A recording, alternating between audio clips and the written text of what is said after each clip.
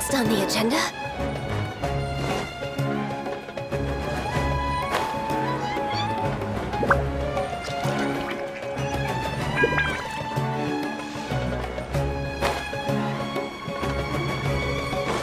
We're way behind schedule. We're way behind schedule. Next on the agenda...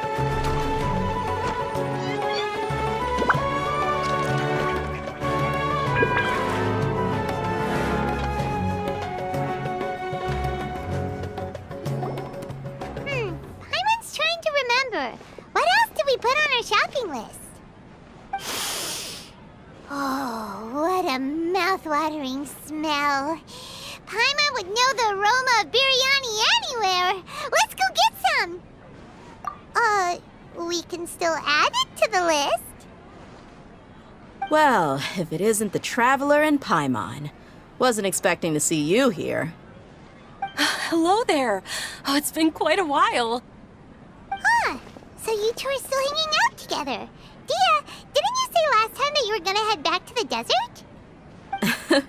I said I was going to resign from being her bodyguard, not that our friendship was over. We're still the best of friends. The Homayanis also still post jobs from time to time. Their pay is always generous, so me and the other mercs never pass them up. I told Dehya to just stay at our place when she took one of those jobs a few days ago. My parents were delighted. They even said that it always felt like we were missing someone whenever Dehya wasn't around. That sounds like something they would say, all right. They're always so welcoming. Anyway, the job is already taken care of, so I was gonna head back to the brigade as soon as I finished a little shopping. But the master kept insisting, and I ended up staying for another day. You can stay for as many days as you want, Dehya. Father hasn't even gotten around to treating you to his best dishes yet. You know I'm not the kind of person to stay put in one place like that, my lady. Don't worry, though. There'll always be next time. What? She said they'll treat you to the best dishes! Paimon can't believe you can still refuse that! But wait. Didn't you say last time that you would take me on a trip to the desert? Why don't you just take me with you today, when you leave? There are so many places I still haven't visited yet. I'm sorry, my lady, but no can do. There's still a few things I need to take care of back at the brigade. Besides, the desert hasn't exactly been the most peaceful place lately. Oh, come on. Not this again. That's also what you said last time and the time before that. I know, I'm sorry. Just give me some more time, and I promise I'll plan the best trip ever for you.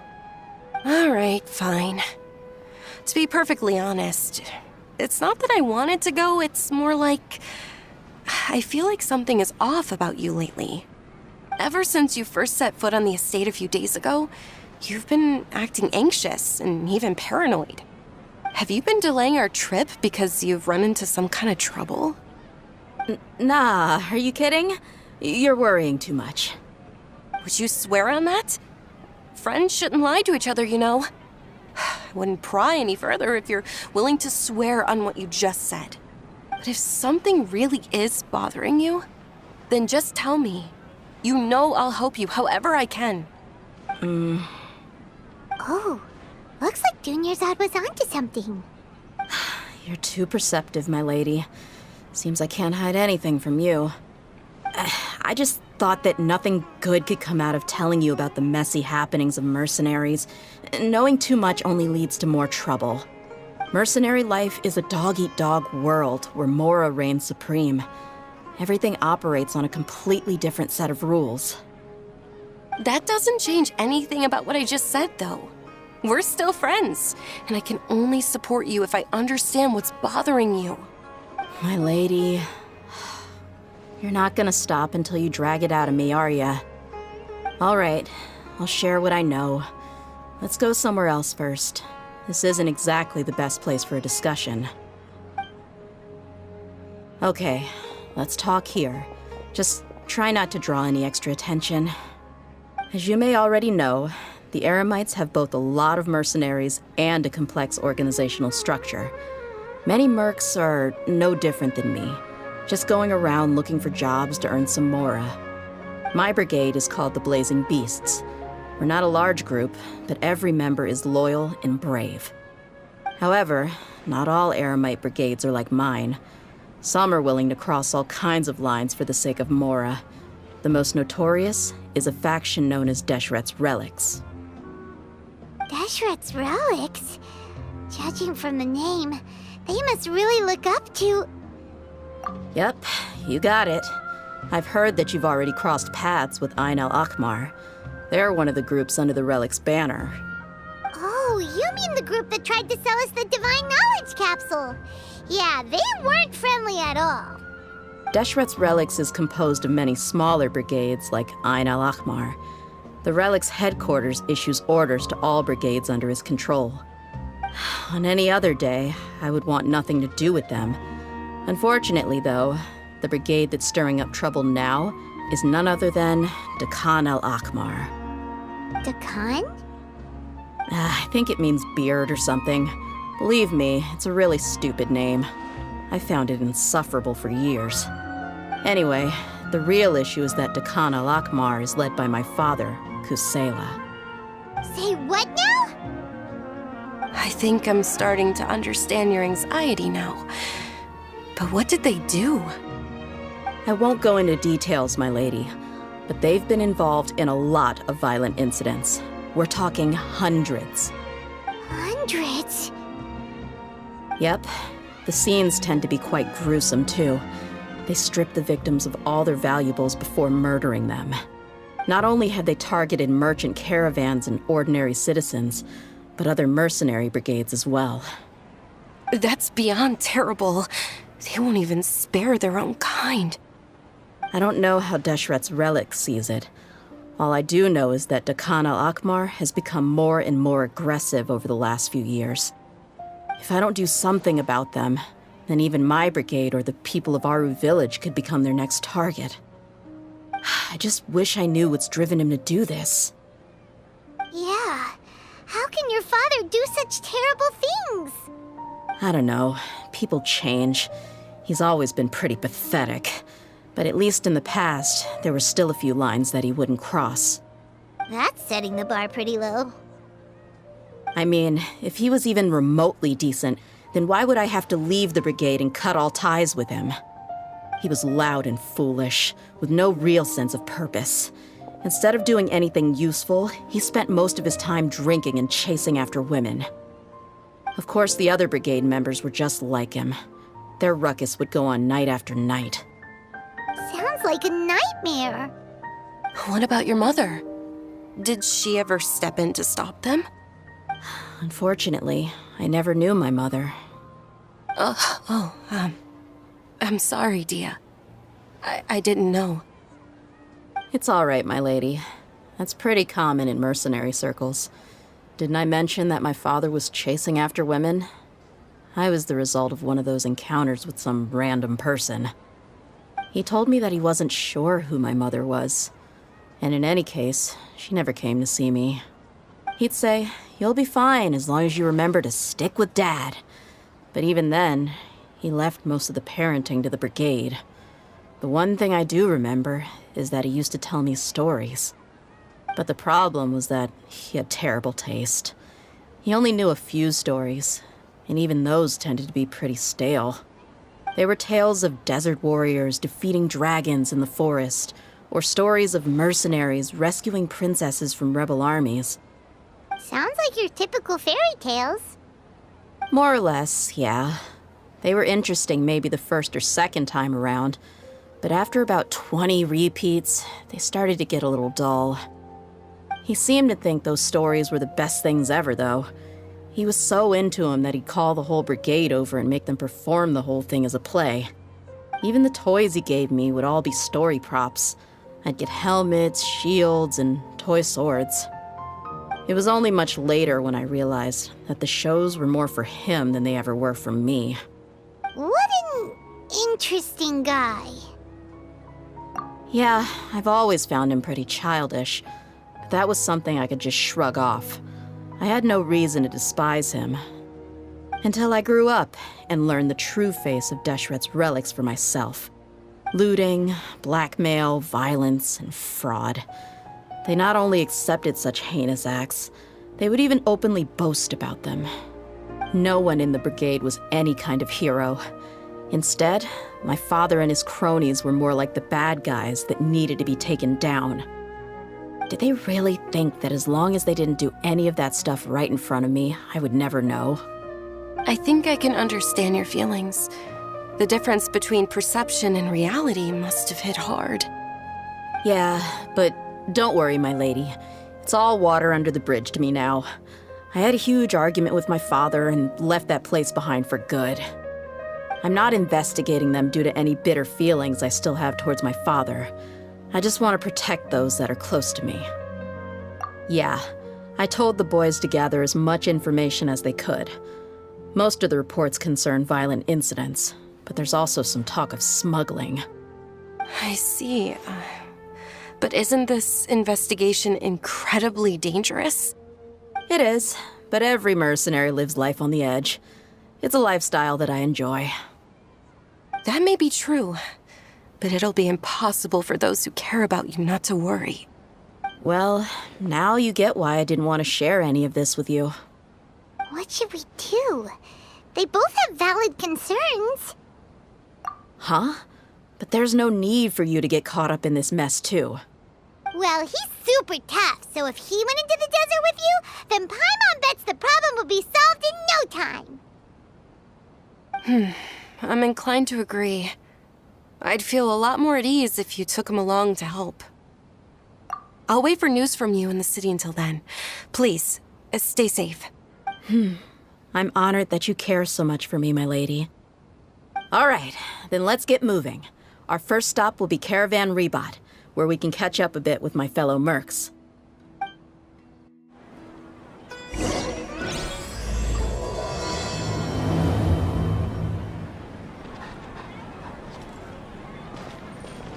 When will I be able to see you?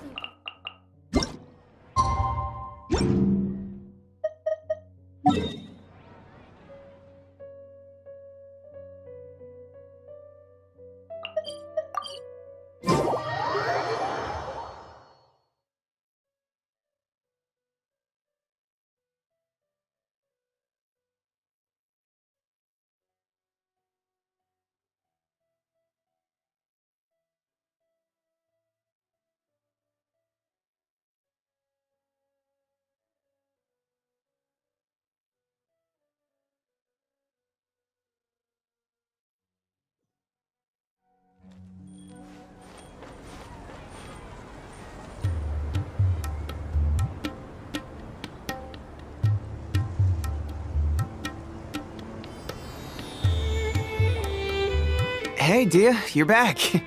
Are these two friends of yours? Likewise.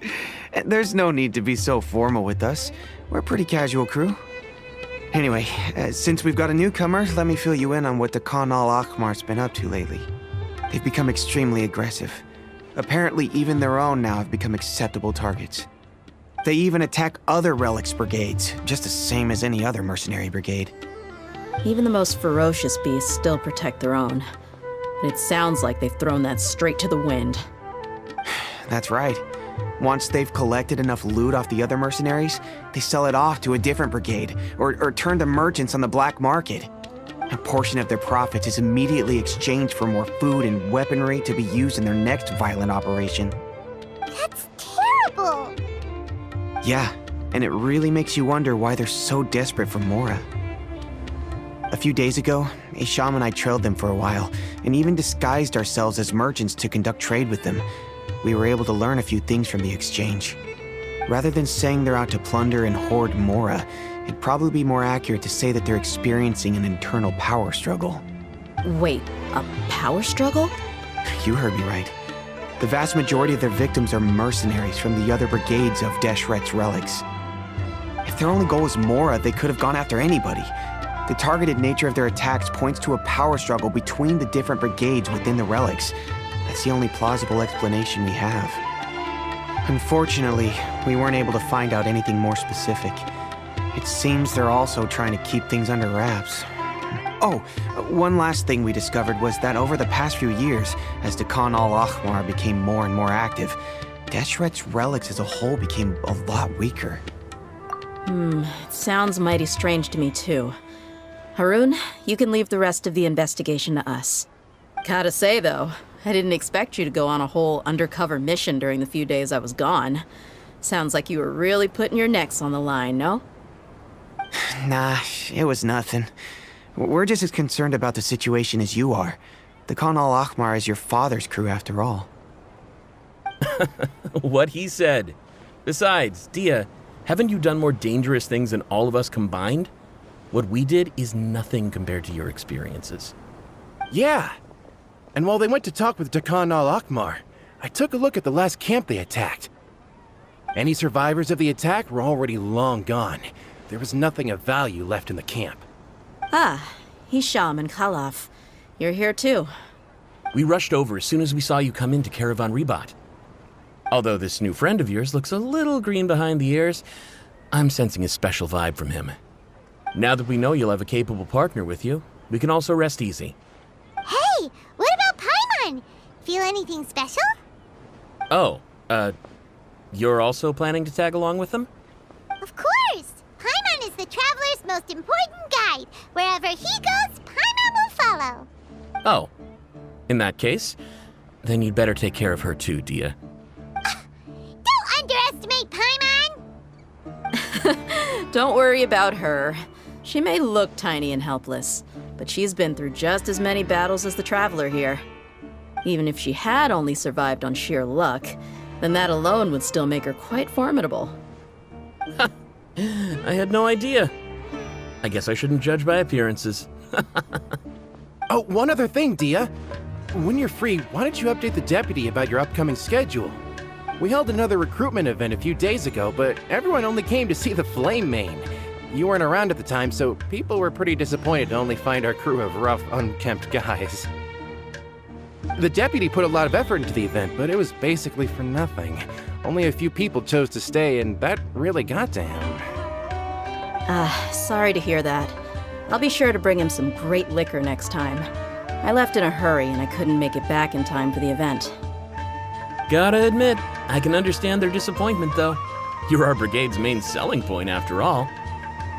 Now, if only the deputy could figure out a way to bring a few more smoking hot members into our ranks.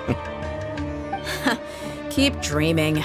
Remember the last time I invited a couple gals into the brigade? You all just froze up with your mouths gaping like a bunch of scarecrows. The awkward silence and weird expressions left quite the impression on them.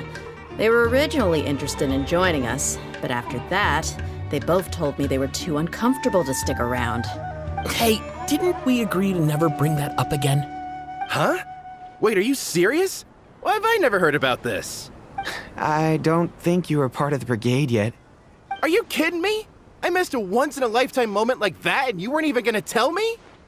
All right. We can tell you about it later. Now's not the time.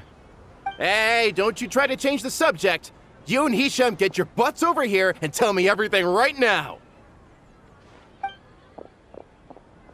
Are they always like this? More or less. There aren't many rules or graces when it comes to mercenaries. We're used to just speaking our minds. If someone starts getting under your skin, you just yell right back at them.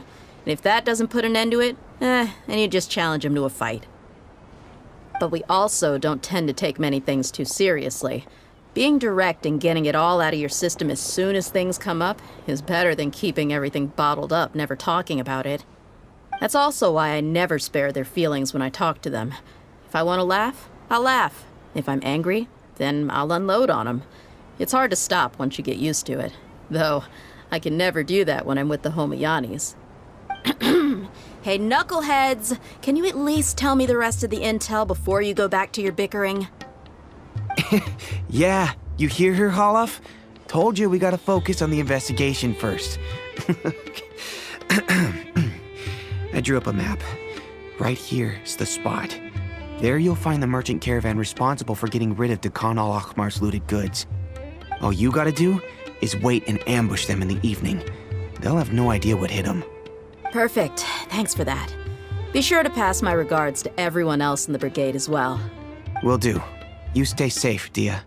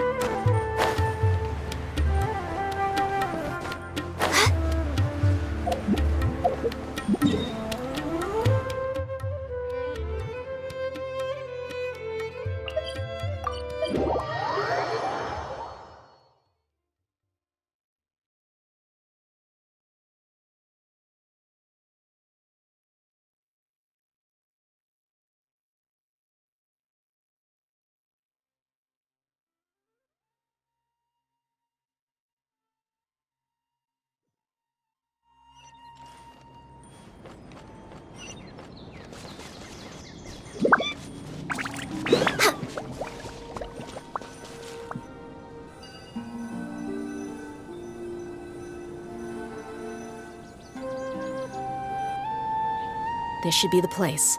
Let's find a spot to hide and bide our time. It's gonna come down to a fight one way or another, so let's all be careful. No need to worry. He knows his way around a fight. I'm not worried about that. What I meant is that we probably shouldn't go too hard on the enemy. After all, we still need to get information out of them.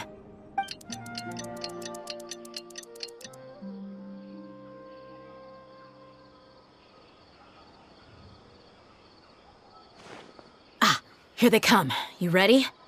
Let's not give them a chance to react and end this quickly.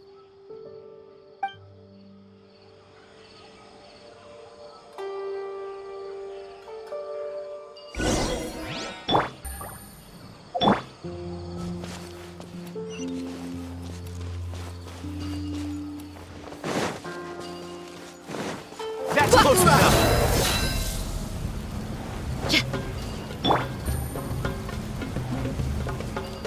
Busted. Take it easy. Try to keep up!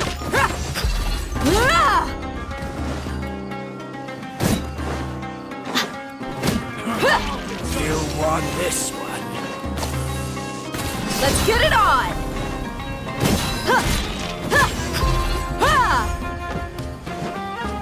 I'll be back.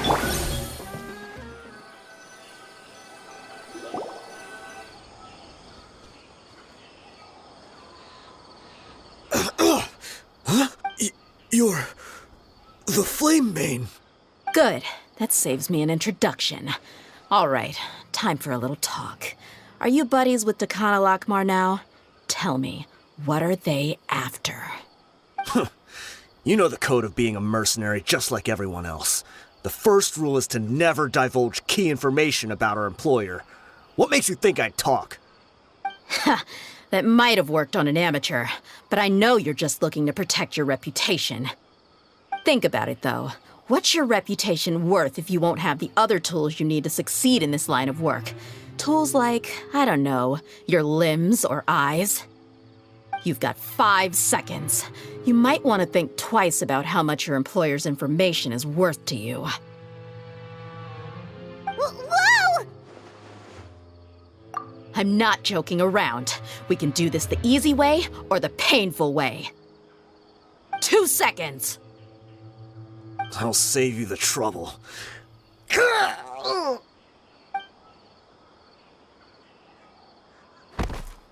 Huh? Are you crazy? He tried to bite off his own tongue. Quick, search the area for any first aid supplies.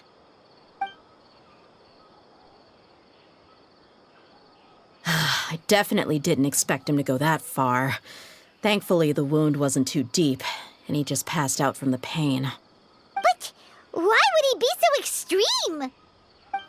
I just wanted to test his mettle. You can get a lot of mercenaries to talk just by threatening them. I didn't expect him to be willing to go through so much pain just to deny us some intel. Well, he's out cold for now. We could wait for him to wake up, but maybe it's not a good idea to interrogate him any further. What should we do? Yeah, Don't worry about it. It'll be a waste of time to interrogate him again after that. He might just hurt himself again if we start asking. There are lots of goods around here. Let's search the area. Maybe we'll be able to find something. I'm really sorry.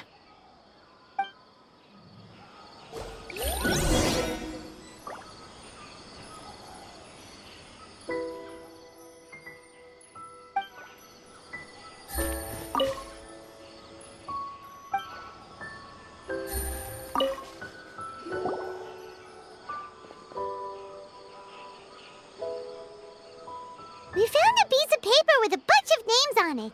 Maybe it's a record of something. Let me take a look. If this really is a merchant caravan, they should have a record of their transactions. Yep. I see an entry for Dakana Lakmar right here. Kusela, Idrisi, Bashar, and Takriti. All familiar names. Dakana Lakmar has been trading for a hefty supply of food, weapons, and medicine. It seems that in the past, they used to receive some canned knowledge as well. This caravan is just one link in their logistics chain. Once in the rainforest, the caravan will exchange the looted goods for Mora, and the funds will then be passed to a specific person. That person will then pack the caravan full of necessary goods, which will then be brought right back to Dakana Lakmar. Wait, why is there no Mora value recorded for the final transaction? No value? Yeah, every transaction before the last one was marked with an exact amount of Mora, but the final one, where they paid for everything to be brought back to the desert, was simply marked as delivered. Perhaps, but they couldn't have known how much they would make off selling the loot. Do they not care about profit margins at all? Anyway, the next part's the records of the goods themselves. There are a lot of entries. Everything was probably sourced from the rainforest. Huh? What's wrong? Shahzaman Homayani? Homayani? You mean Dunyarzad's family? Could it just be another family with the same last name? I'd be surprised to find someone with the exact same first and last name. Shahzaman Homayani is Dunyarzad's father, and the head of the Homayani family. Just what the heck is going on here? I'm sorry, you're right. I'll consider what we found and not jump to conclusions just yet. But what this piece of paper confirms is that the Homayani family has been providing goods to Dakana Lakmar. What if the Homayanis have been kept in the dark and don't know they've been trading with Dakana Lakmar? That's a possibility, but if that was the case, why is this caravan specifically named Shahzaman as their person of contact? They could have just as easily bought goods such as food and medicine directly from Caravan Ribat or Port Ormos. Yeah, funding violence and looting. The brigade gets the goods, and he is paid the proceeds from the sale of the loot. But why would he do something like this? It's not like the Homayanis are in need of money. I honestly have no idea. I've been to their estate many times, and I've never noticed anything suspicious. The only potentially large expenditure I could think of would be the treatment costs for Dunyarzad's Elazar. Maybe they borrowed a lot of Mora in the past? But that's still just a speculation. I don't think the Master would stoop so low to make Mora. You're probably right. I know my lady's personality, and she wouldn't deliberately keep something like this from us. But what should we do now? All we found is just another mystery. If you ask me, we already have no choice but to confront her about this. I'm not worried. It's too early to make a verdict yet. I still have faith in the Homayanis. Let's go find my lady again. We'll tell her everything and see if she's willing to lend us her support. If we're lucky, we can not only figure out the mystery of this paper, but also follow the trail of breadcrumbs to the people responsible at Dakana Lakmar.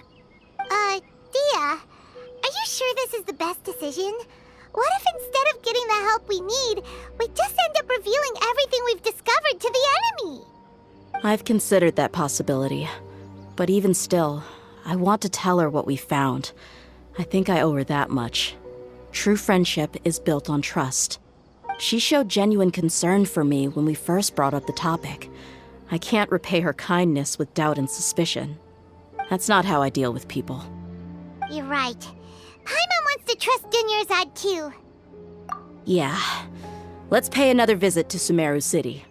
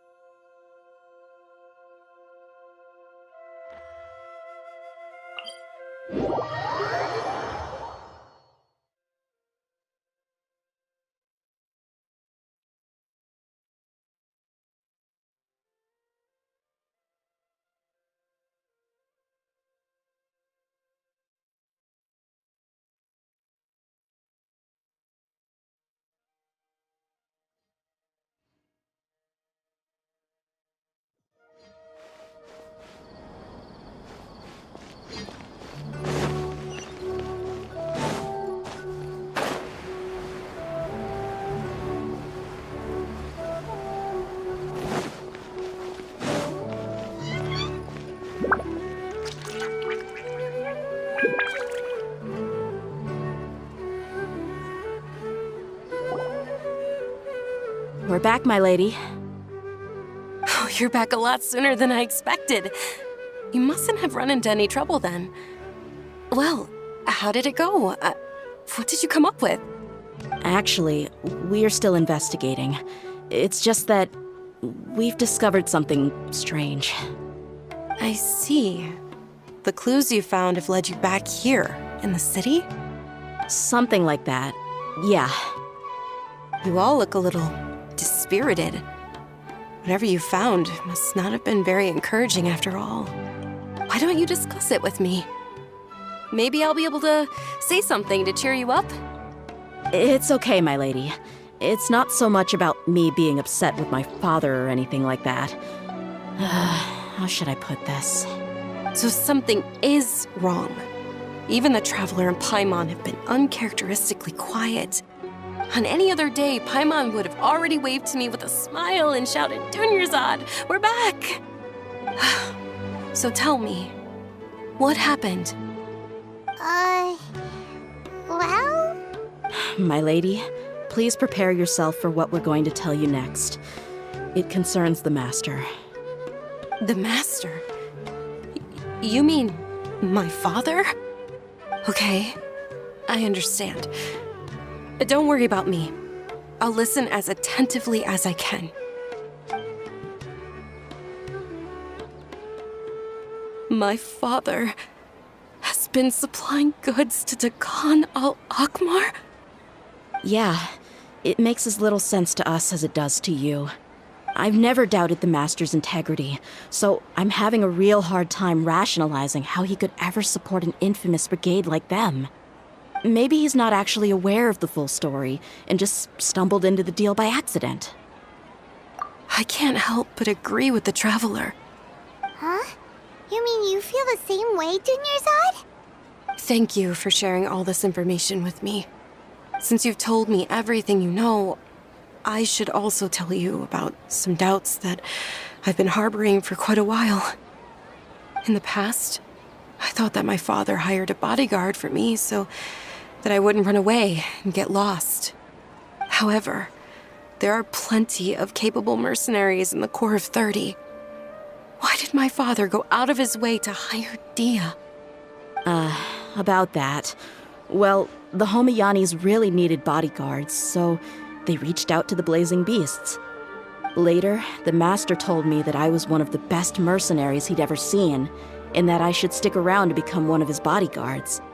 He offered me a pile of mora, so I just signed on.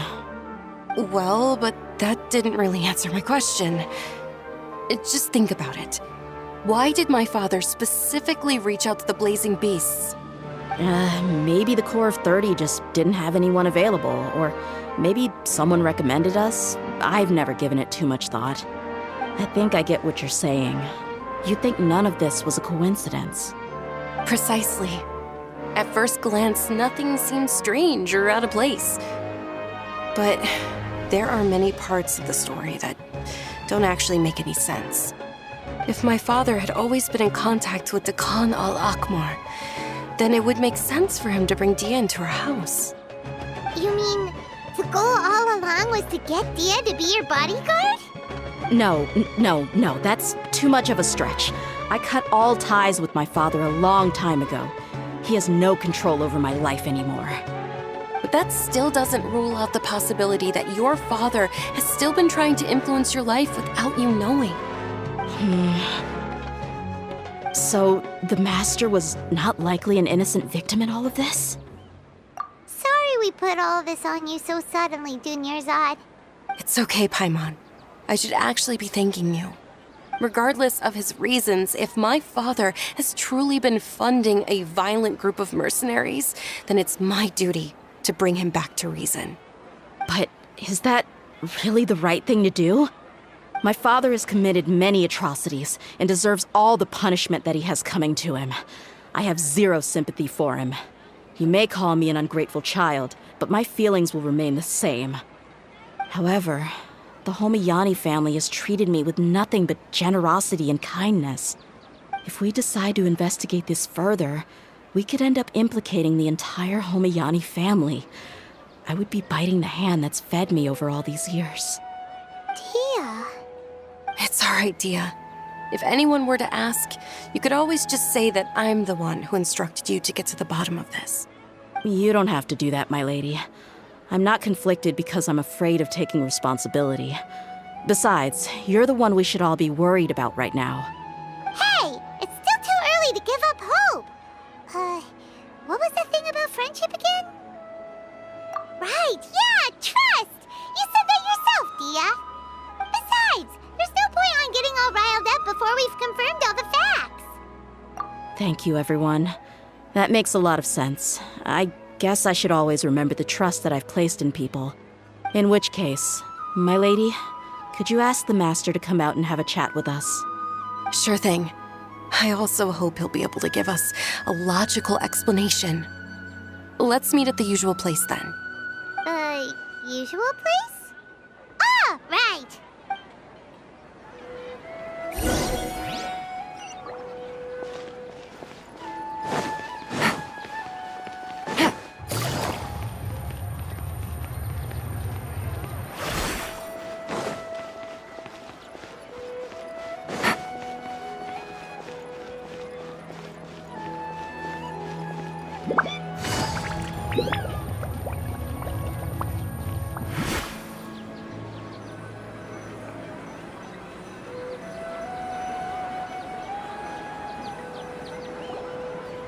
Thank you for coming, sir. Please allow me to introduce these two. This is the Traveler, and next to him is his travel companion, Paimon. Ah, yes, my daughter has mentioned them from time to time. It's a privilege to finally meet them in person.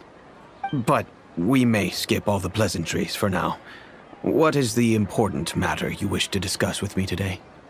Well, we wanted to bring this transaction record to your attention. There's something on this record that we're all pretty curious about. So, that's what you found? Huh. Seems like I can't keep everything from you much longer. If you wouldn't mind, we'd like an explanation.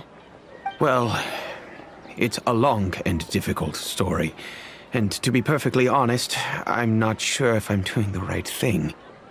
What I do know, though, Dehya, is that the truth will bring you no solace. If anything, it will likely cause you a great amount of anguish. Wait, me?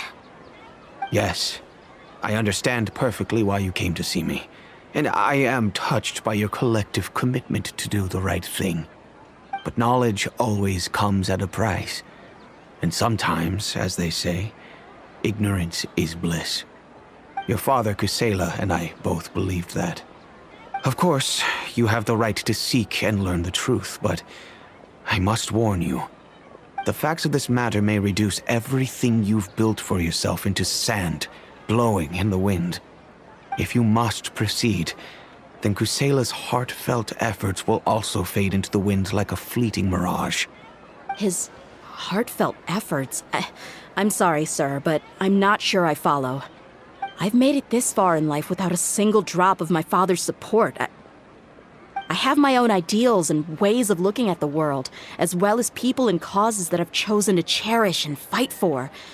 None of these things have anything to do with him. I came here today to support you as the head of the Homayani family. No warning will change my stance on that. I understand. Then let me tell you a little story. Our family once needed to take a trip to the desert when Dunyarzad was just a baby. Along the way, we were attacked by bandits. They had superior numbers and quickly overpowered our bodyguards. When all seemed lost, a group of passerby Eremites lent us their support. Those Eremites were Kusela's brigade, Dekan al-Ahmar. Kusela's men told me that the attackers were Eremite mercenaries, just like themselves. I was shocked. Why would Dekan al-Ahmar go so far to save us and not spare the fellow Eremites? Kusela was grinning and walked over to play with baby Dunyarzad. She was startled by his unfamiliar face and nearly started crying. Really? I never knew. He said that he had no particular reason to help us. He just took pity on us because he had a daughter about the same age. We started talking about our children, and I sensed that he was a devoted father. To repay his kindness, I hired his brigade to help out at our estate for a time and offered everyone generous remuneration. So, that's what happened. It was many years before I saw him again. I almost didn't recognize him the next time he came knocking on my door. The man I knew to be strong and healthy had been reduced to a shell of himself. He couldn't even walk anymore without his cane. So, what happened to him? He was perfectly fine when I left the brigade. I'm not too sure myself. The only thing that didn't change was his cheery disposition. He said there was absolutely nothing to worry about and that he had gotten into a fight. That was all. He then suddenly asked me if Dunyarzad, now that she had grown, would need a bodyguard of her own. At the time, Dunyarzad was going through a particularly severe bout of her Elazar. There was no need for her to have a bodyguard when she could barely leave the house. But he kept coming back to the topic. Come on, it never hurts to be safe. How do you know a bodyguard won't come in handy one day? I was completely lost at first, until he recommended the Blazing Beasts, and in particular, a mercenary named Dehya. So he was the one who recommended Dehya to you. Indeed. He didn't say it out loud, but it was clear that he saw Deshret's relics as an evil group who would eventually corrupt every member in their ranks. He was already beyond redemption, but he hoped that he would be able to detach his daughter from the vicious world of mercenary life. If Dehya could stay in my house and keep working as a bodyguard, then gradually her affinity for the desert would decrease, and she'd be able to leave her previous life behind. And that's why you offered her such generous compensation? Yes, but not just because of that. From the moment that he asked me for that favor, I also began to see Dehya as my own daughter. And that's also why I tried to persuade you to stay when you asked for permission to leave. I was willing to spend however much it took. Kusela saved my daughter and I all those years ago in the desert. I could never refuse him entrusting his daughter to me. He was always like that, acting like he's oh so smart and self-righteous. Kusela said that he'd reimburse me for a portion of Dehya's fees. I refused to take any mora from him, but he'd always sent me funds anyway. Eventually, I just accepted them as a token of his gratitude. And that went on for a while until I received another letter from him a few years ago. The letter contained a request to help him buy food, weapons, medicine, and even explosive materials. Wait! Isn't that around the time that Dekan al-Ahmar started becoming more aggressive? That's right. When I started to hear some nasty rumors, I became wary. I wanted to meet him face to face to discuss things. But by then, he was no longer receptive to my requests to talk. If I had to guess, it's probably because he doesn't want to put Dehya at risk. That thought occurred to me as well. I figured that he probably came to me for help because he had nobody else to turn to. After some deliberation, I decided to send him some food and medicine. I turned down all his requests for explosives and weaponry. I am aware that even such a reduced gesture of support could lead to others coming to harm, but I could not simply reject his plea for help. In the end, it probably was the wrong decision. I plugged my ears to the rumors and just chose a solution that made me feel least guilty about myself. If you can, please tell me where he is now. None of the things he's doing right now make any sense if he's just trying to keep me from getting tangled up in his world. If all he wants to do is steer clear of me, then maybe he shouldn't have brought me into this world in the first place. Oh no. Dehya, please don't feel that way. I'm just angry because I can't wrap my head around any of his actions. Another way? I don't know. I knew him, and he was nothing more than a childish brute. I can't understand what's going through his head. But I guess you do have a point. We haven't uncovered the whole truth yet. We still need to figure out his exact actions and reasoning for these last few years. I'll do my best to help. Of course, anything between the two of you would need to be resolved between you and him alone. I don't know Kusela's exact whereabouts. Outside of supplying his brigade with some goods, I tried my best to avoid getting involved any further with him. However, there's a man on the list named Jawed. He used to be a mercenary in the desert and is now a member of the Corps of 30. He's responsible for supplying weapons and liaising with the Dakan al-Akhmar's merchant caravan. I think he should know Kusela's whereabouts. I've heard that he likes to have a few drinks alone and enjoy the cool wind at night outside the tavern. Maybe you'll be able to find him there. Understood. Thank you, sir. Then I guess this is bye for now, unless... I'll stay and be with my father here. To be honest, I'm still a little dazed and haven't finished processing everything quite yet. My father has indeed done something wrong, but if I think about it, I'm also not sure if there was a right way to handle this problem. I feel like our only course of action is to turn everything we know over to the Corps of 30 and let them render judgment. Yes. I am prepared to accept whatever verdict they choose. It's time to face my mistakes.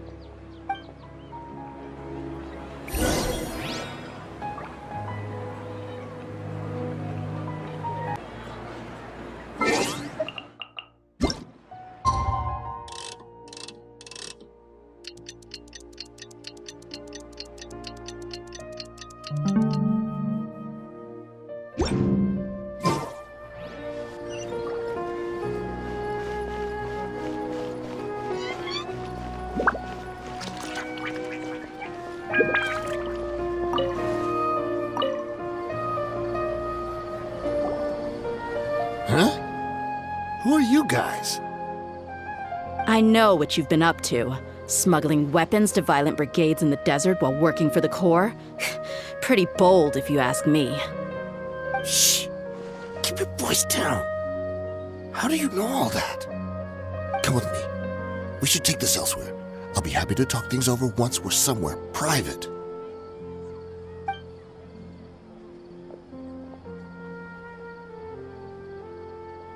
This place should do. All right, back to my question. How did you all know about me? Don't worry about that for now. You know what kind of punishment you'll face once we report you to the Corps, I assume. Wait, there's no need to jump the gun. Let's talk this out. What are your terms? So what's in it for you anyway, Mora? Well, I was a little tight on money at the time, and Kusela took good care of me in the past. I waited in my mind, and I couldn't find a reason to turn the opportunity down. I wouldn't only be helping my benefactor, but I could also make some quick Mora. Let me tell you how it is. We're investigating Dekhan al-Akmar, and we're gonna put an end to their operations. If you provide some help for us, then we might just put in a good word later to reduce the terms of your punishment. Hey, why don't we discuss this a little first? Listen, I made quite a bit of Mora from my last run. You just give me a number, and I'm sure we can... Shut it. My patience is running out. You should know when a mercenary is after something other than money. All right, sheesh. But you gotta promise you'll put in some nice words for me later. They're always on the move. Here's the spot they were at the last time I made my delivery to the desert. Feel free to go have a look. I'm just telling you though, it's not on me if they're not there anymore. Sure. And then you can forget about any nice words from us. Hey, come on. Now you're just being unreasonable. Really? And how do I know you're not leading us straight into a trap? Don't forget, you're the one with no bargaining chips. All right, I get it. Why don't you go take a look, and if they're not there anymore, I'll try to figure out something else for y'all. Now that's more like it. Let's move. And as for you, try to stick around the city until we get back. You don't want us to call the folks from the Corps and have them drag you back to the city.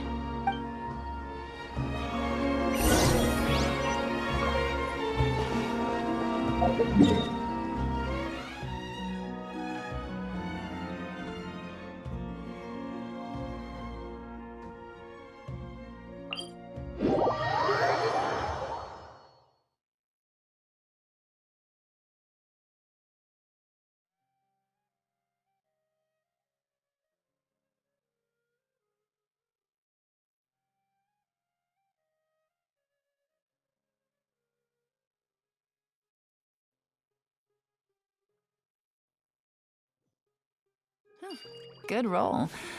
All right, maybe I'll take one more day off and knock out the rest of the work once I'm feeling up to it.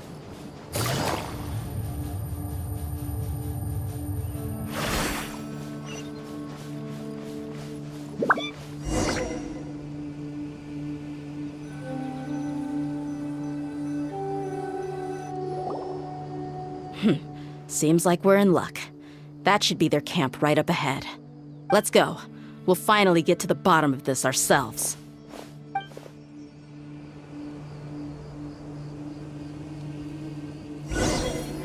Following order. I'm here to see Kusela.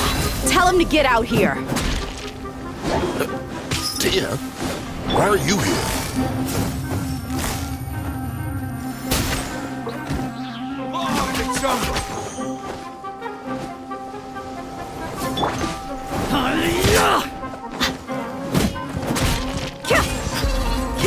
Look alive! Hi!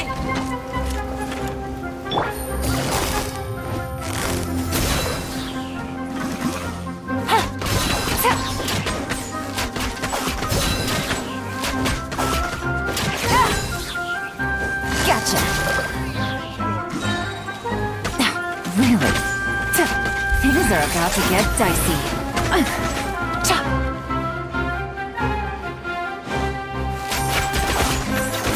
Haven't you all done enough? Oh, so are you also here to stop us? Stay out of this. It's got nothing to do with you.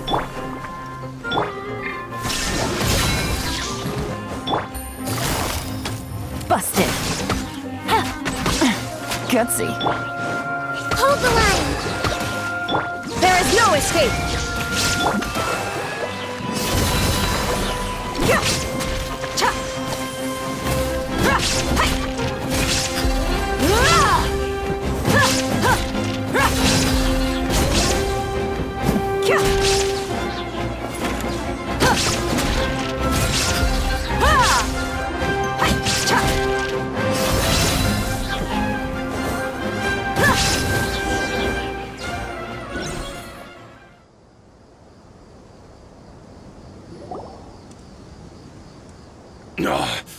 She's so strong. Enough fighting. We all know each other, and I don't want to take things too far. Just bring Kusela to me. There's no use hiding him anymore. Did you understand a single word I just said? Or do I need to bash your skull in some more? All right, everyone, let's all just calm down for a second. Dehya, the boss can't come out and see you anymore. He died a long time ago. What? Seems like you've been out of the loop for a while. Guess that's for the best, though. At least, that's what the old man wanted. When did he die? What happened to him? A few years ago, Kusela broke up Dakan al-Ahmar and went to the Deshret's Relics headquarters by himself. So is that when you guys started acting up? We would prefer to call it taking revenge. Every last person in Deshret's Relics must pay in blood for what they did. Let me start from the beginning. Dehya, do you know how the head of the Relics maintained order internally? Overwhelming strength and unquestionable authority? Those were a part of it, yes. But just those on their own weren't enough. They had another tool at their disposal. They called it a person's record. Regardless of whether they joined by their own will or were coerced, every person in Deshret's Relics were forced to leave a record of themselves at headquarters. Whether it be their deepest sin, some unforgivable act, or their most immoral exploit, the record served both as a symbol of loyalty and the perfect material for blackmail. That's precisely it. Every one of us have a record. Me, Bashar, Tikriti, and all the boys who grew up with Dehya and ended up joining our ranks. But you, Dehya, you were never asked to provide a record, were you? I never even knew this was a requirement. You were probably the only person in all of Deshret's Relics who didn't know about it. Ever since you were born, Boss had been trying to shield you from this organization's sinister rules. Not only that, but he also banned all of us from committing any nefarious acts. He said he'd take care of the dues we had to pay regularly to headquarters. But in the end, he was just an ordinary person. What could he do? He was forced to go to headquarters again and again to account for missed dues and incomplete records. He'd come up with all kinds of excuses and get beaten up as a result. We all knew he was doing that for you. He wanted to get you out of this world, no matter what it took. And that's why he became a shell of himself and couldn't walk without a cane. Wait, but that doesn't make any sense. I didn't know about any of this, and I'd never seen him get injured or beaten. Because you were too young at the time. How would you ever tell between wounds from a beating and wounds from battle? When you left home after that final argument with him, he seemed to age by a decade overnight. Even his hair went gray. So, even the blazing beasts were... Yep. It was all his doing. Had he not arranged them to come to you, you probably would have been reduced to a pulp before you ever left the desert. A few years ago, Boss said he needed to make another trip to headquarters. He was already pretty weak then, and we all assumed he was going to get beaten again. I suggested that he hand the role of leadership over to me, but he said there was no longer any need, since Dakan al-Ahmar would soon be no more. His words made no sense to me, but that night, we heard that a massive fire tore through headquarters and razed everyone's records to ash. Everyone gained their freedom that night.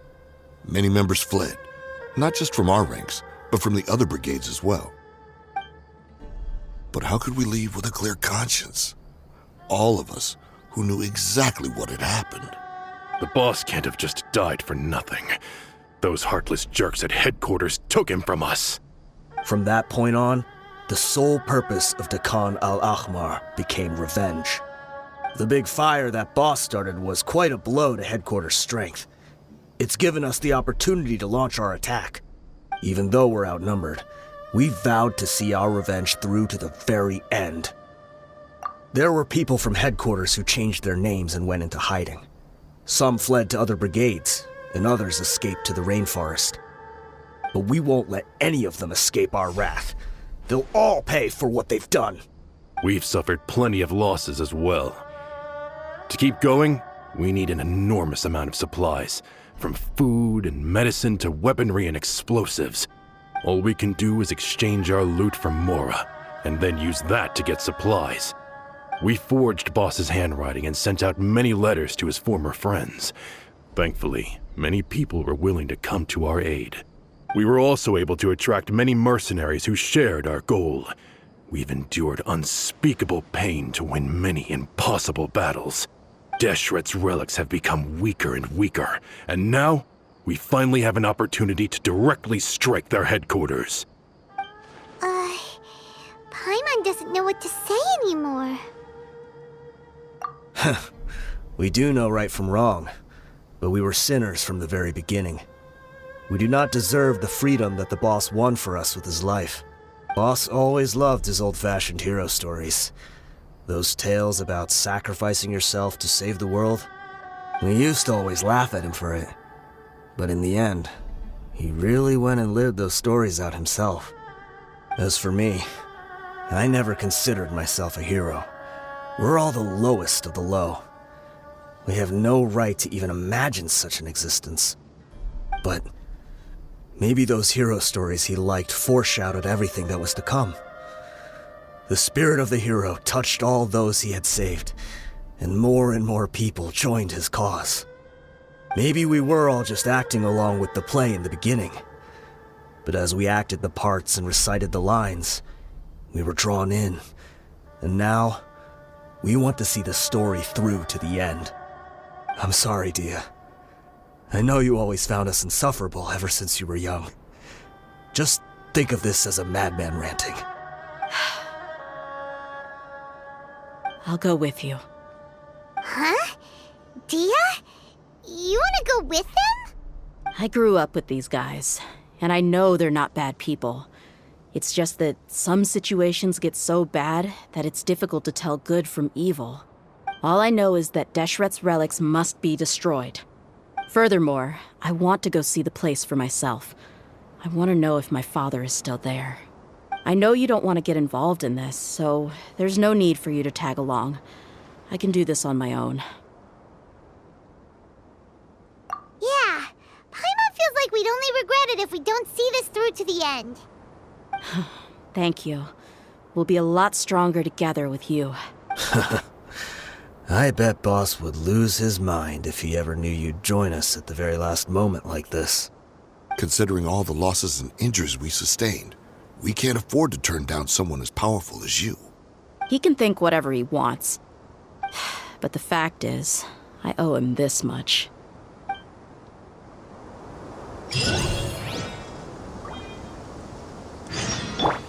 Rest and rebuild!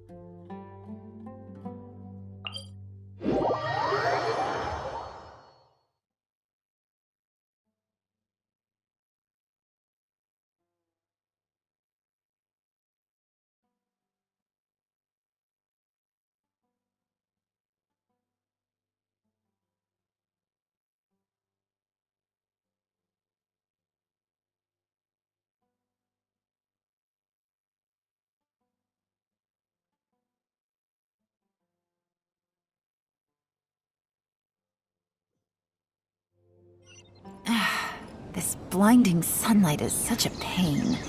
No way I can get a nap in this weather.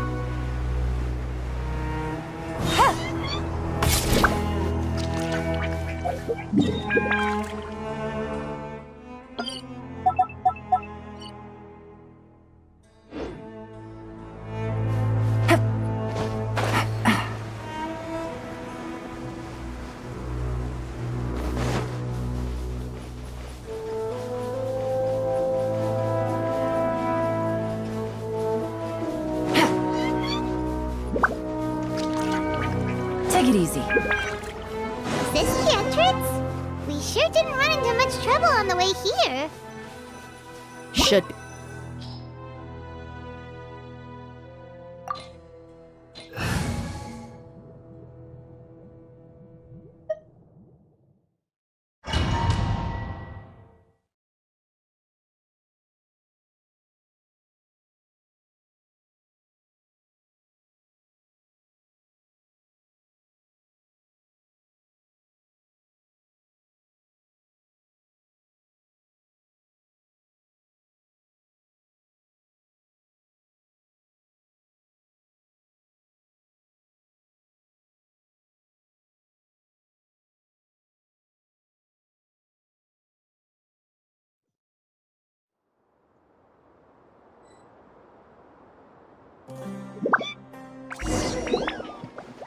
Wow. Paimon didn't expect it to look like this on the inside. They should all be holed up in here. Don't know how many people they've got left, though. Who cares? We'll round up all of them. Still, we should be careful.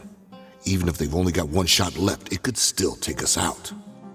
Yeah, we'll know what they're really capable of once we've landed some hits on them. Deshret's relics may have been a force to be reckoned with before, but their name means nothing now. Yeah, they don't stand a chance with you here. I'll take the lead. I've been here once before.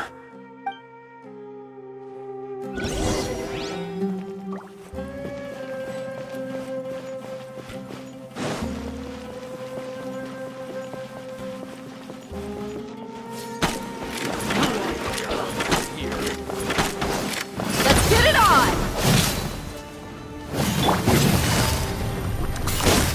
Quietly now.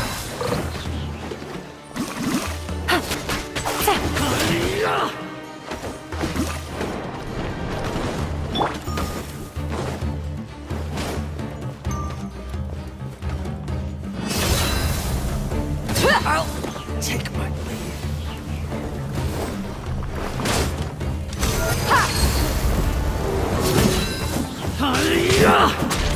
Where do you think you're going? Illusion shattered! Look alive!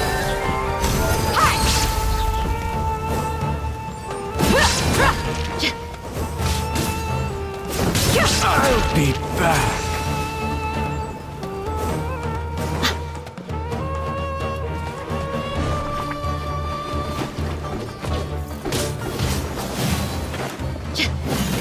Buckle up!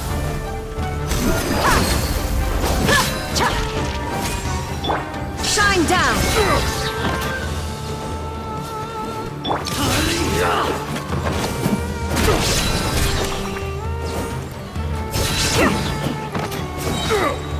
Gloves off! Regret.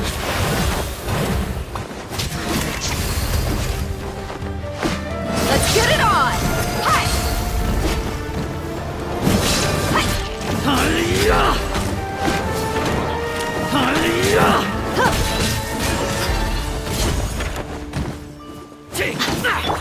There is no escape! Busted.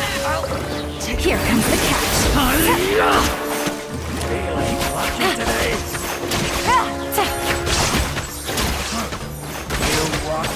I'll be back.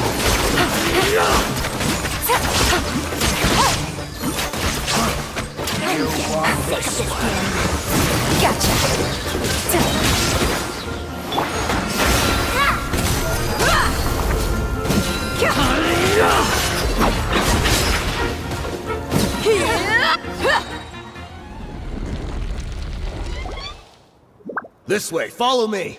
We're almost there.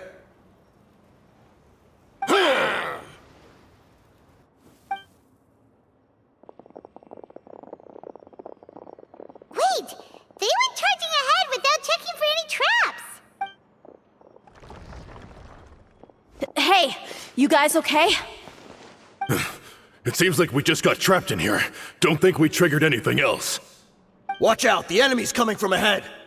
Well, now that things have come to this, seems we'll have to fight our way through. Don't worry about us. We knew something like this could happen. Go and take a look around. There could still be another way through. Let's go! We can't let the boss down! Let's check if there's another way! The sooner we can make it through to help them, the better! Let's see. I think I see a way through over there, but it's being blocked by something. Let's try our luck with that mechanism. Okay, let's go!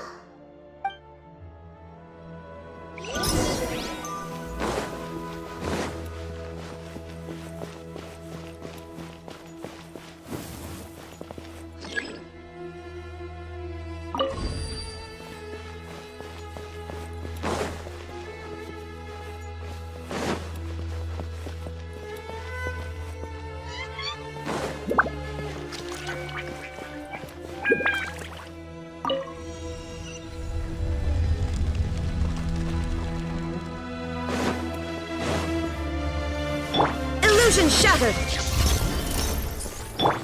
You're dead meat!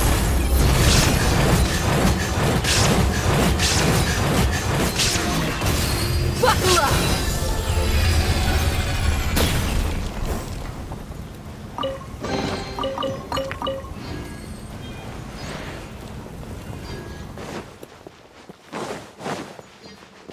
Another mechanism like the one before, but this one's being blocked off in the middle. We just need to adjust it a little.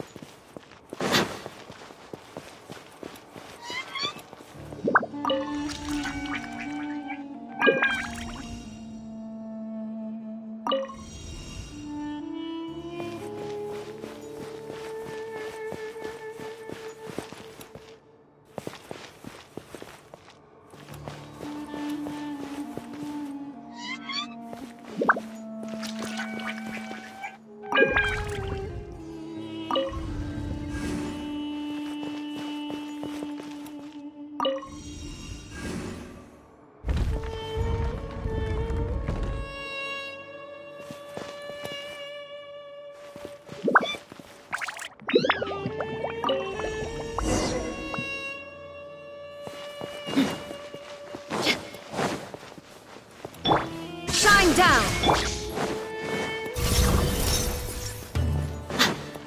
Look alive!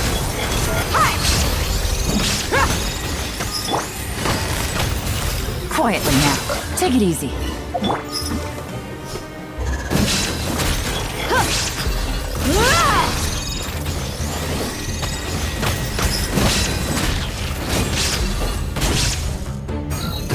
Let's get it on!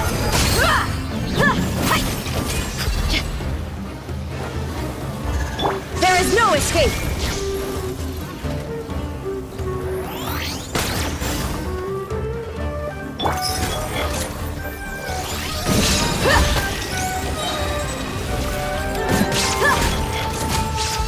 Buckle up!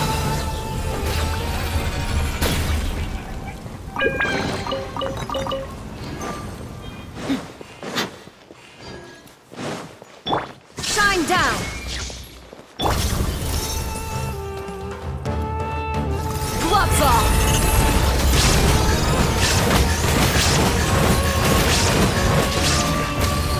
Hi! Hi! Hold the line!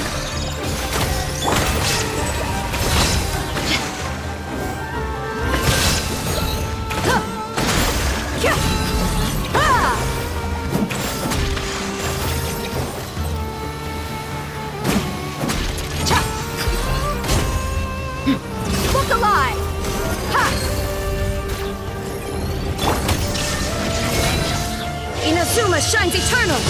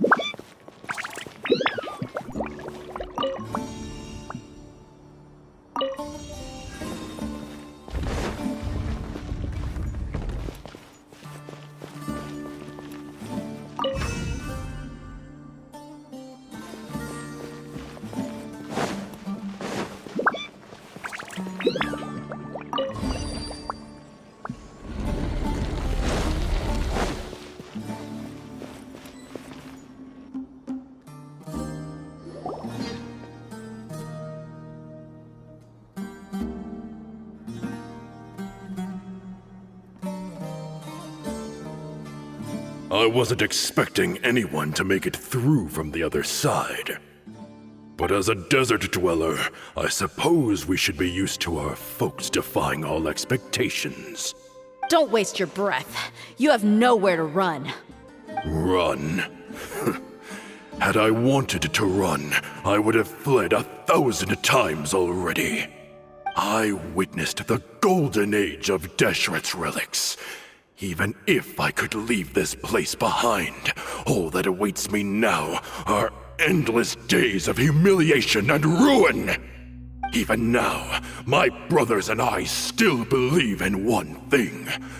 The greatest should never live to remember their fall. So you want to go out in a blaze of glory? Let us draw our weapons! We will show them the true power King Deshret bestowed upon his followers. They are but two, while we hold within ourselves the entirety of the relic's glory. Wave 1, charge! Eliminate them! The jungle! Things are about to get dicey.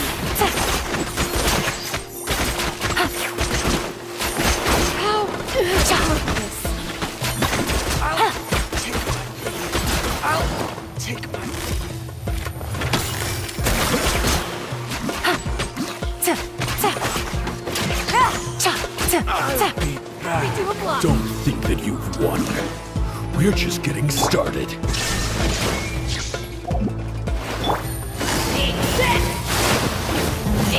Busted. Guts, here comes the catch.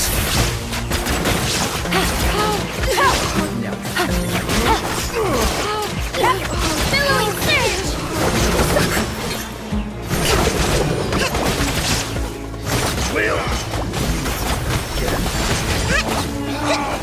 King Deshret will not abandon any one of his followers. Really? Gotcha.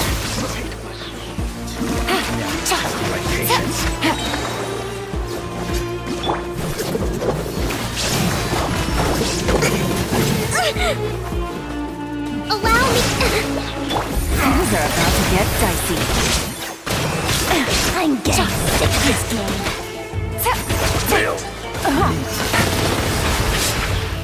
Quietly now.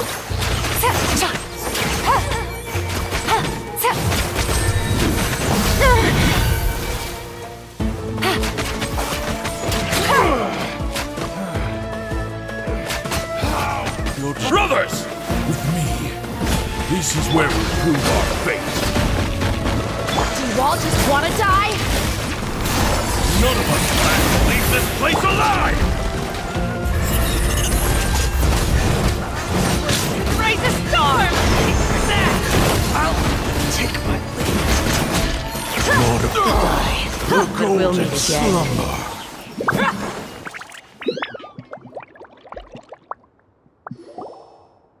The commander has finally fallen. But they're still coming at us! This place is like a gladiator Initiator's ring. They just keep coming no matter how many we beat. Yes, keep fighting! There's no need to fear, and no need to back down! This is our last stand!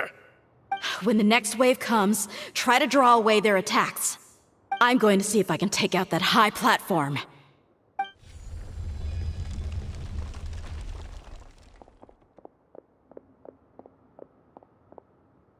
Get out of my way! Come and face me, Michel! Ugh, so they've broken through the front as well.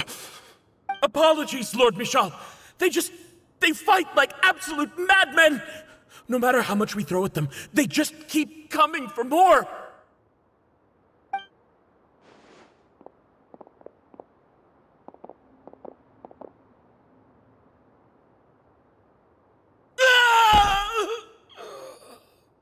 So, it would seem like this is the end. Time to pay for everything you've done, Michel. You think I would give you that opportunity? I will be buried in the sand alongside all the rest of our fading glory. Hey, wait!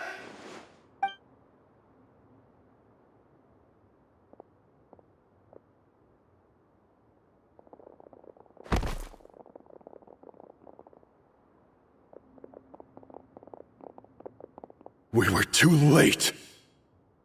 It's over. There's no more need to fight. But if you're still going to cling on to your so-called mercenary's pride, then I'll give you all a good beating as well.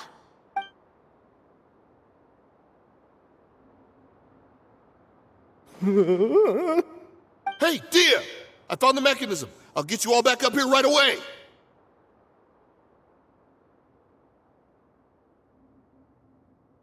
Let's go.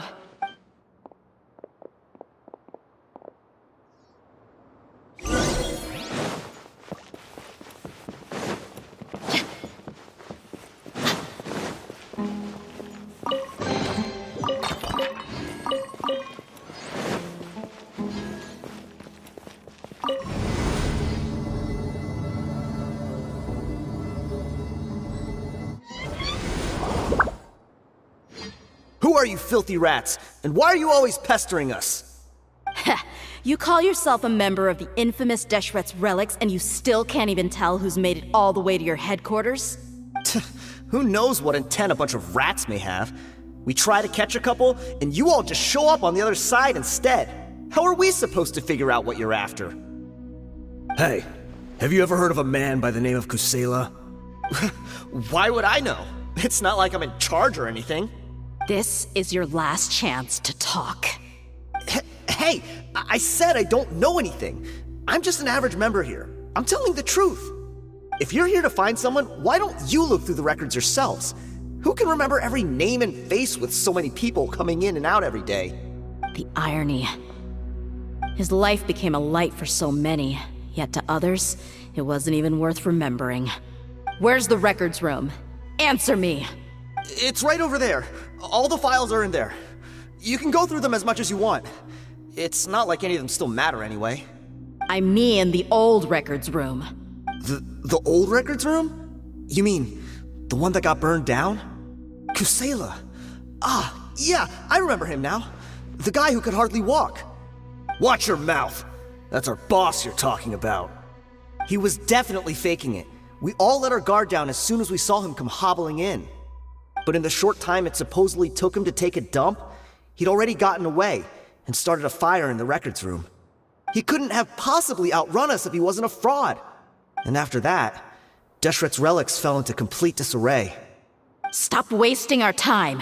Every one of us here is perfectly aware of what he had done. Tell me, where is the old records room? It's just over there.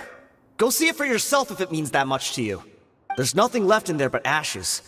No human could ever survive that kind of inferno.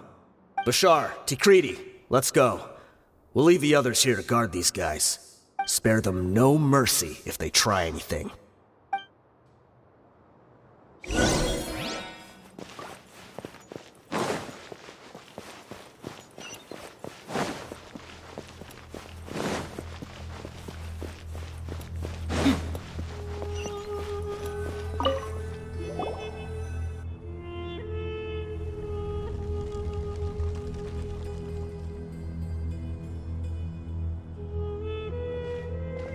So, this was his final destination.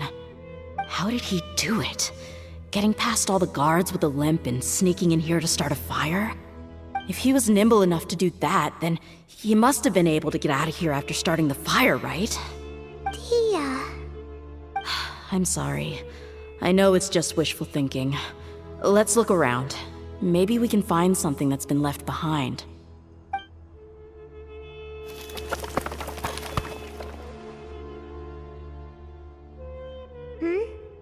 Is this a cane?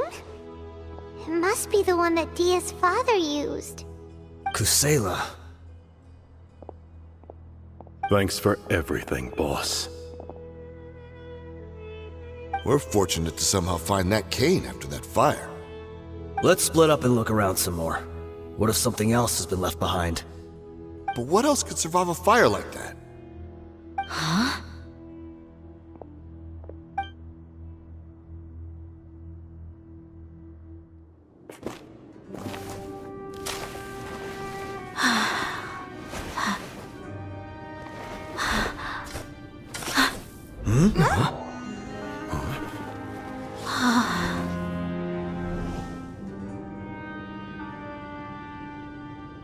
Thought so. Wait! Isn't that the toy sword you played with as a child?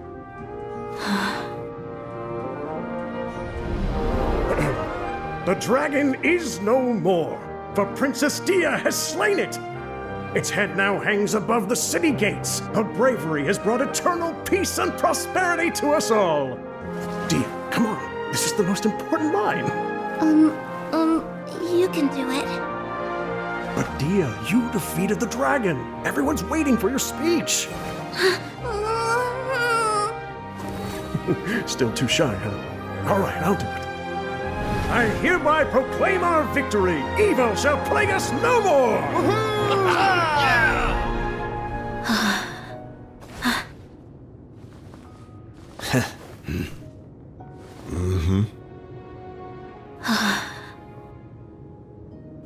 I hereby proclaim our victory. Evil shall plague us no more, Dad.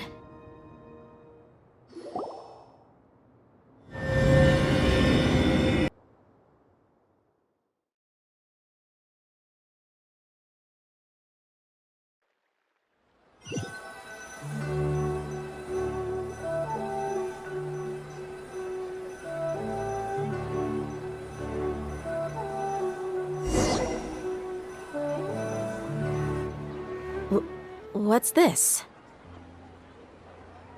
Don't you remember? You asked Paimon what she would do if she were to wake up tomorrow with loads of money. And Paimon said that she would get boatloads of tasty snacks. You looked super confused at the time, but said it was an adorable thing to say. These opportunities don't come by often. So today, Paimon's gonna treat you to a special crash course on Paimon's life philosophy. Hey, come on! Paimon's not that stingy. Anyway, the point is that you should eat to your heart's content. You'll feel better for sure once you've gotten something in your tummy. Dunyarzad will also be here shortly. She's already heard that we're back. Aw, thanks, you two. Honestly, this is very unlike me. I just had a lot on my mind on our way back, so I didn't know what to say. My chest was filled with all kinds of intense emotions. They just shook me even more than all the feelings we've shared during our previous adventures. But when everything came to an end, those emotions also vanished without a trace, and I was left feeling more empty than ever before. It was as if I'd lost the thing that was most important to me. Yeah, you're right. To many mercenaries, Mora is the most important thing in the world. But perhaps to us, it's the most worthless thing of all. Idrisi and the others all used to say that they would quit if there was no Mora to be had. But when it came to avenging my father, there was no Mora to be made anywhere. My reality shattered when I found out that the father who always told me hero stories was in fact a bad guy. But look at me now. Am I any different?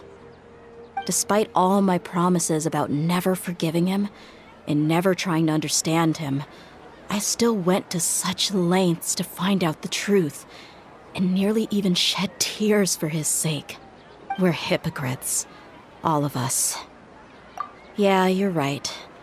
It's just a pity that we often only recognize our true feelings after it's already too late. You're back! Are all of you all right?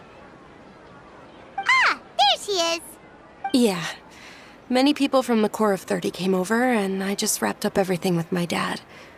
All I can do now is wait for their verdict. Huh? Dehya, you're looking quite down again. Paimon will explain. A lot happened while we were gone. I'm sorry. I really should have controlled my emotions better. I just... It's all right, my lady. You were hurt by all of this as well. Truth be told, I'm starting to feel a little guilty watching you cry like this. Dehya, your pain must be even worse. You shouldn't need to comfort me. Hey, don't worry about me. If anything, this whole thing has finally shown me the difference between illusion and reality. My father probably thought that people could settle into new lives as long as they moved to a new environment. That thought has even crossed my mind a few times. It's like saying, what's wrong with adapting to a new life? However, there was always something deep within my mind that refused to accept it.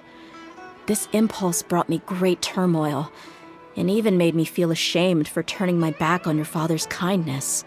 But now that I consider it again, it all makes sense. The desert sands are a part of who I am, and I will never be able to lead a peaceful existence. I understand how you feel. That doesn't mean I won't be making any changes to my life, though. As an example, I'm now thinking about taking on some small odd jobs. It's just like Idrisi said. I also want to catch up to my father and become a character in his play. Even if the ending of the story may be childish and ridiculous, it won't really matter. Isn't that neat, though?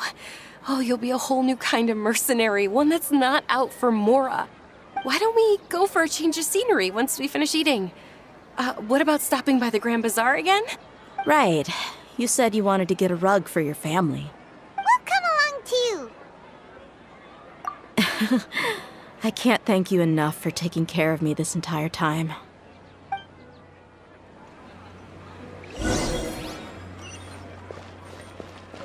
Next on the agenda...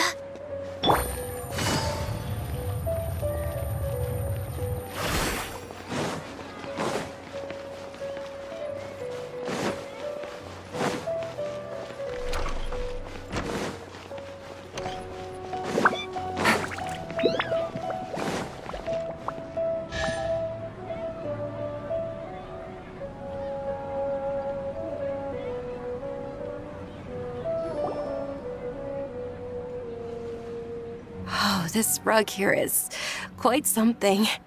The craftsmanship is exquisite, and the fabric is also of high quality. Ah, here you are. Finally, I found you.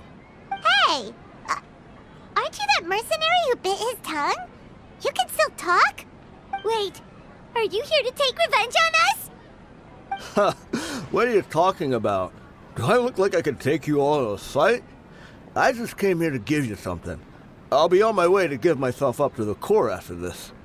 Once I woke up, I hurried to the Khan al-Ahmar's camp, hoping to alert them to your presence. But when I got there, I found no one except the members who were still too injured to move. Ah, so you probably got there after us. Yeah, they told me that they had exacted their revenge, and everyone had turned themselves in to the authorities. Even that last camp was not going to last for much longer.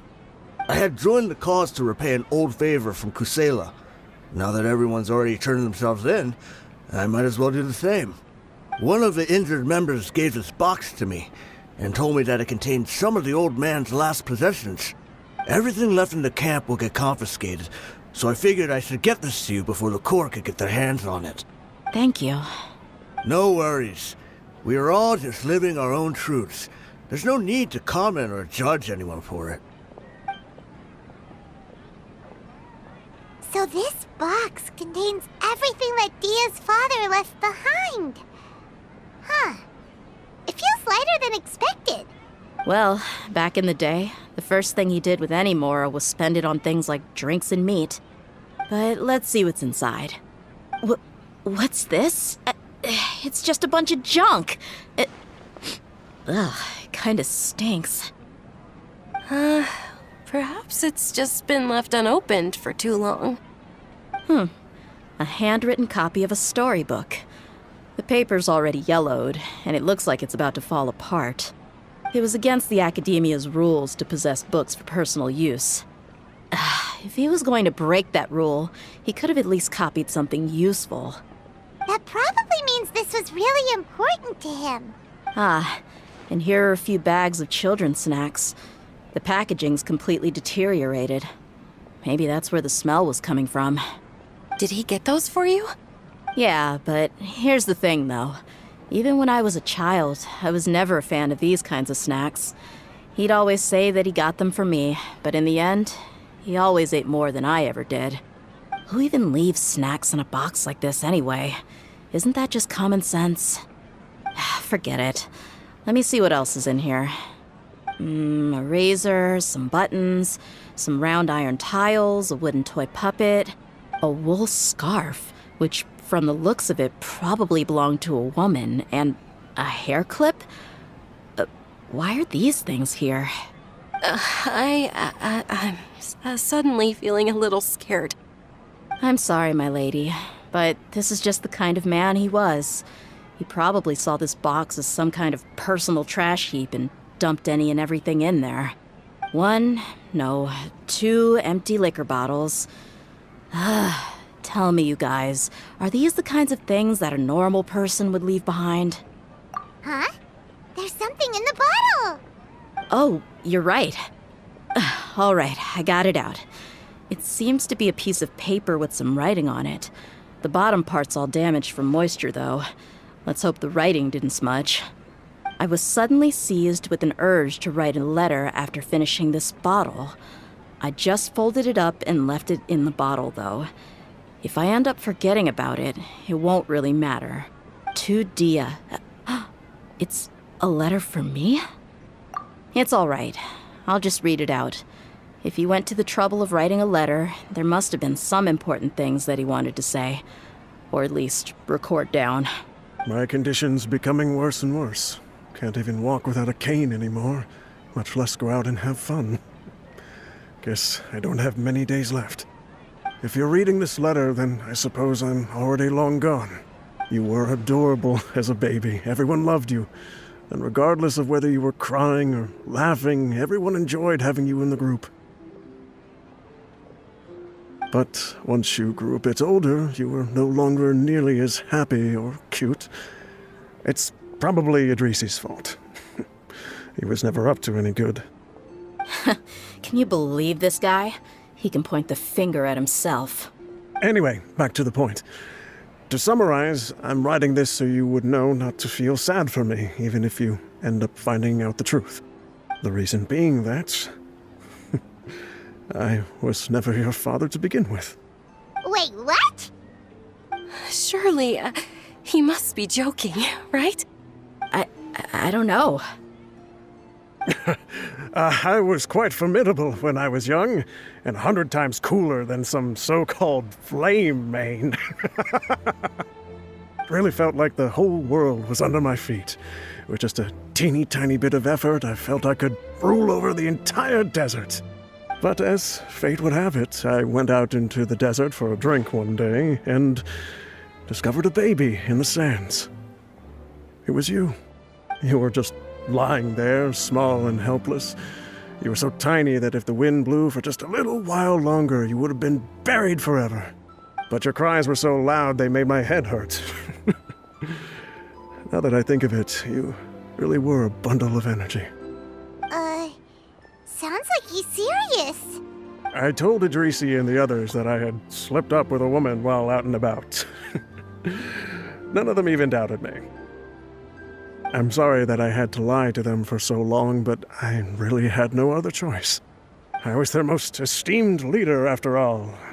It's not like I could just tell them that I suddenly wanted to play at being a father. At this rate, I'll puke up all the liquor I just drank from this bottle.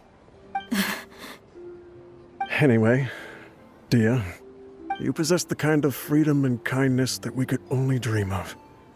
As far as how you should live your life, that'll be up to you to decide. That's the end of the letter. In the end, he was still thinking of me as a little child. I suppose, or I would have suffocated under the sand a long time ago. He was a good father to you. The fact that he wasn't a blood relative doesn't change that. Yeah, it's just a pity that we had to learn the truth of everything like this. Do you already have some ideas about the decision that he wanted you to make? I do. If he first found me alone in the sands, then I want to try my hand at finding the person who abandoned me. I just have one wish. To tell them a story. That there once existed a childish and foolish jerk with a heart of gold. And that only under his care was I able to grow and mature into the person I am today. If you end up finding any leads, can you share them with us? We go on adventures all the time. Maybe we'll be able to find some information for you. Sure, I appreciate it. I wasn't expecting you to be so enthusiastic. I'll help too. Thank you. All of you. Thank you so much. My life has certainly had its twists and turns, but I've always considered myself lucky. Because no matter where I've gone, I've always been surrounded by incredible kindness.